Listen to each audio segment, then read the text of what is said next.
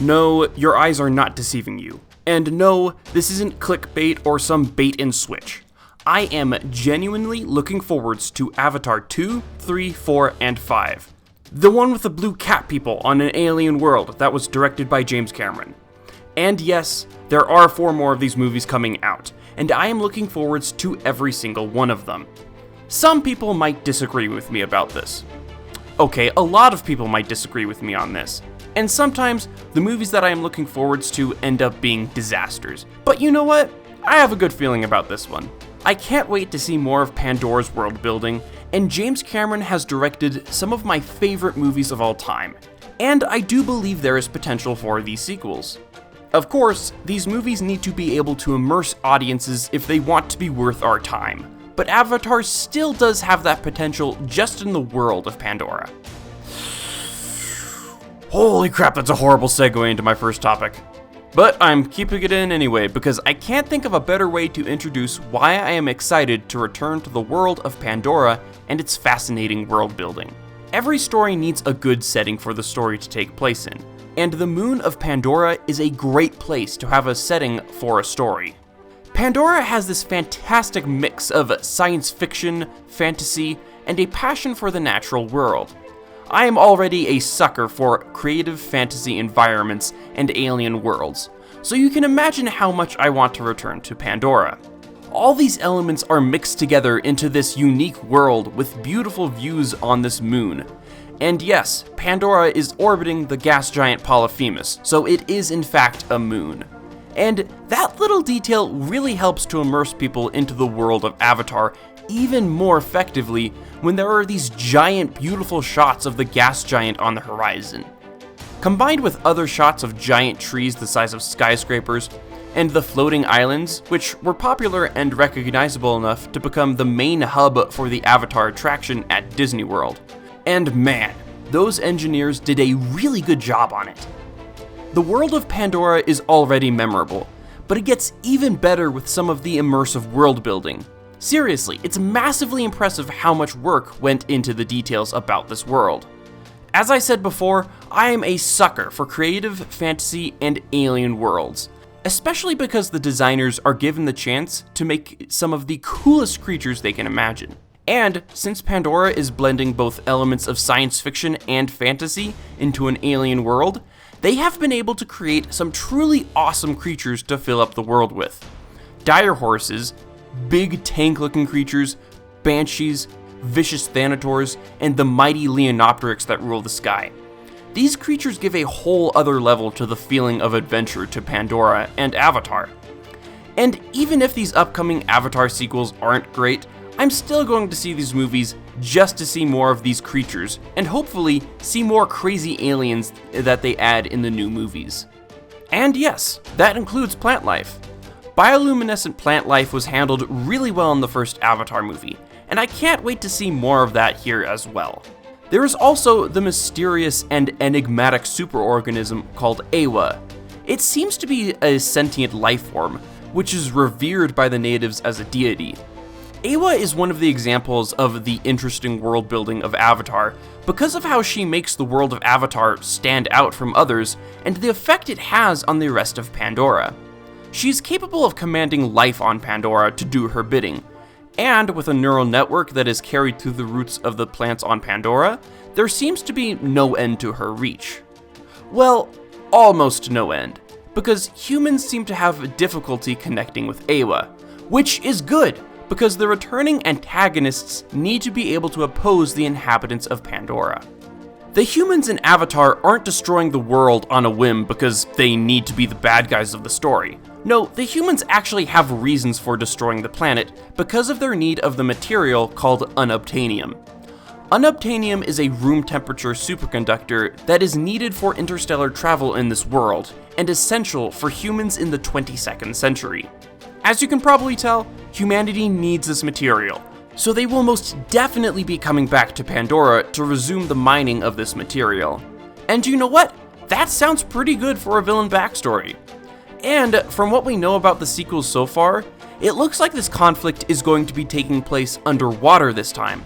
The concept art that has been released and set photos have shown creatures being ridden in ocean environments, underwater robotic craft for the humans, and underwater performance capture. So we are definitely going to be seeing a surplus of world building about Pandora's oceans this next time, and I am all for it. All that I just spouted out there is really just the shortened and condensed summary of Avatar's world building, and I'm hoping at some point that I will be able to make a full video going into more depth about Avatar's world building in the future. Of course, there is still the possibility that they will screw up the potential for world building in the sequels for Avatar. After all, movie sequels have a reputation for being either underwhelming compared to the original, or just straight up bad. But I'm not too worried about the state of the Avatar sequels. Why is that? Well, it's because these films will be directed by James Cameron. If you don't know who James Cameron is, I'll try to fill you in as fast as I can. James Cameron is one of the most successful and well-respected filmmakers out there. While he might not be the most groundbreaking producer, he is a fantastic director. His directing filmography includes Titanic, The Abyss, True Lies, Aliens, Terminator 1 and 2, and of course, the first Avatar movie. Those are some pretty impressive movies on their own, but it's his history with sequels that makes me the most excited. James Cameron directed Aliens and Terminator 2, which are some of the most critically acclaimed and beloved sequels ever made. I especially have a soft spot for Aliens, and it is one of my favorite movies of all time. These sequels are great. They take what was established in the original movies, and then they expand upon what was established. They also add their own creations that have stuck with the series ever since. It's hard to imagine the Terminator series without thinking of the liquid metal T-1000 that shapeshifts into anything it can touch. And it's almost impossible to think of the Alien series without thinking about the Colonial Marines, the Power Loader, and the haunting Xenomorph Queen. These movies have infused themselves with the lore of these franchises and have become some of the greatest sequels ever made. As you can probably tell, James Cameron is a massive part of why I am excited for the sequels to Avatar, because he has a really good history with sequels. Now then, I will admit, the amount of time between Avatar 1 and Avatar 2 has been a little concerning to say the least. I mean, waiting for a sequel to come out after 13 years would make it look like the franchise is dead. However, this is nothing new to James Cameron. In fact, this wait was similar to what happened to the first Avatar movie. James Cameron had written his novella for Avatar about 14 years before the movie actually came out. It was big and fantastical, and it was way too complicated for the visual effects of the time. So he had to put Avatar aside for a long time, long enough for the CGI and film technologies to reach a point where they could achieve these crazy goals. And even when the visual effects were deemed good enough to make Avatar, they still needed to really push the boundaries of VFX and to develop full performance capture technology. And that is one of the reasons that Avatar 2 has taken so long to come out. The technology is once again unable to create what James Cameron wanted. It's well known that Avatar 2 will have many scenes that take place underwater. Now then, underwater shots are nothing new to film. There are lots of movies that have long sequences underwater, like Aquaman. However, many of the shots that you see in movies with lots of water will often be fake underwater scenes. It's difficult to film with water all around you. In fact, many filmmakers try to avoid shooting underwater as much as they can because of how difficult it can be. So a lot of those scenes with characters swimming around will often be made with computer-generated imaging, with actors just acting out the movements on dry land or suspended in midair, only for effect artists to come in later and make it look like they are underwater. And there are many instances where it just looks terrible. However, Avatar 2 is completely different. James Cameron and his actors will be utilizing complete underwater performance capture for the underwater sequences, and without any oxygen tanks attached to them. They have to hold their breath for insane periods of time while acting underwater. As you can imagine, this is extremely difficult, and one of the prime contributing factors for why the sequels to Avatar have taken so long to come out. They needed to develop underwater performance capture technology for these scenes, and it took a while. While this was happening, the writers had a lot of time to fill these movies with lots of cool stuff. Unfortunately for them, they managed to stuff these next 2 movies so full of ideas that they were cramped messes. The original plan was to make a trilogy for Avatar, but then the project expanded to the point where they needed to split the content into 2 more movies in order to not rush or overly pack these films with stuff. But then they also needed to make sure that these films could both stand on their own as satisfying stories, while also providing a smooth transition into the next films. Which is great! I hate it when movies have to rush things because they need to cover an absurd amount of content. And I especially hate it when a movie feels intentionally unfinished because they bait a sequel or leave it with an unsatisfying cliffhanger. These next Avatar movies are crazy ambitious, and it's completely possible that these people are way over their heads while making these films. But I'm not that worried, mostly because careful, methodical planning will make a better product, most of the time. But also because James Cameron is one of the few people crazy enough to make these movies. I'm not sure if the average viewer or casual movie fan knows this, but James Cameron has developed something of a reputation because of his personality. You see, James Cameron is a perfectionist, and he is not willing to compromise his vision in the slightest. He is a very zealous filmmaker. On second thought, scratch that last sentence. James Cameron is absolutely crazy. Have you heard some of the stories about this guy? They're kind of concerning, but also really entertaining. When he was the director of Piranha 2, the producers locked him out of the editing room.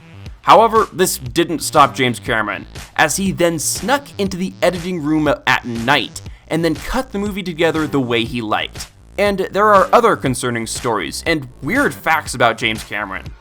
Did you know that during the production of the first Avatar movie, James Cameron would staple cell phones to the wall if they went off during filming? When the cast and crew left for the day, they would see all these phones pinned to the wall with nail gun bolts. And those weird facts are just the tip of the iceberg when it comes to crazy James Cameron stories. And do you want to know how James Cameron pitched the movie Aliens? He walked into the room and told the executives that the title for the sequel to Alien would be Aliens, because there would be lots of xenomorphs this time. When the executives were still a little hesitant, James Cameron said, "But this is what it will result in." And then he drew 2 lines through the S to make the title Aliens with a $sign for an S. And somehow, that was enough to greenlight the sequel to Alien. This story has been told amongst people as a sort of myth, and it wasn't until recently that James Cameron confirmed the fact that this story was true. Some of these things just can't be made up. It's a little unbelievable how much this guy has done in his career. He has made some fantastic movies, and his overzealous and stubborn nature makes them possible. While this might be a nightmare for anyone working for James Cameron, this is fantastic news for people like me who are looking forwards to Avatar 2, 3, 4, and 5. Cameron's crazy nature and uncompromising attitude means that these new movies will have very few shortcuts and cut corners, meaning that we could be seeing some pretty awesome films coming sometime soon. And one more thing about James Cameron. It is well known that James Cameron is kind of obsessed with the oceans. As a matter of fact, the main reason James Cameron made the movie Titanic was because he wanted to trick the studio executives into funding his own deep-sea diving addiction. James Cameron has done numerous dives, and he has had a lot of great experience while doing so. These experiences are easily transferable to the Avatar movies that will be coming out soon. This ties back to the world-building part of why I'm excited for Avatar 2, because some of the creatures lurking in the darkness of the deep sea are just outright bizarre and, frankly, alien in some of the coolest and most compelling ways. Since James Cameron has so much experience and knowledge with deep sea exploration, he has a plethora of inspiration to draw from. We have even seen some of this in the concept art that has been released, showing off a crab-like submersible for the humans to pilot under the water. And if Avatar 2 and beyond draws from even a little bit of the crazy deep-sea organisms out there, then we could be seeing some awesome aliens for the next 4 Avatar movies, that will really set Avatar apart from other series. Between the world building and the fact that James Cameron is directing these upcoming films, I have a good feeling about these sequels to Avatar. That being said, do I think these movies will be the greatest sequels of all time? Do I think that all the haters will bow down and beg for mercy for ever making fun of this series? And do I think these upcoming films will shake the world of film to its very foundations? No, of course not! I might be looking forward to these movies, but I know that I need to keep my expectations in check and not expect things that are outrageous. And when these films do come out over the course of the next decade, assuming the pandemic doesn't delay them any further, I won't be stupid enough to ignore obvious flaws in a film just because I was hyped. But what can I say? I'm curious! I can't wait to see this alien world be fleshed out more, and James Cameron has made some of my favorite movies of all time. So what can I say? I really want to see what these people have been working on for the past 13 years. And I will admit, I can't wait to hear even more unhinged stories about James Cameron, because they are absolutely hilarious. And hey, do you agree with me? Are you one of those people, like me, who wants to see more Avatar? Or are you like my primary friend group, who don't let me get even a sentence into explaining myself without making a dumb joke about Avatar? Well, the joke's on them now, because with the power of a one-sided argument, I have now been able to get all of my thoughts out there. Thanks for watching this video to the end, stay safe, and enjoy a nice bioluminescent night. I'm going to go watch Aliens for the 30th time because I absolutely love that movie. Peace.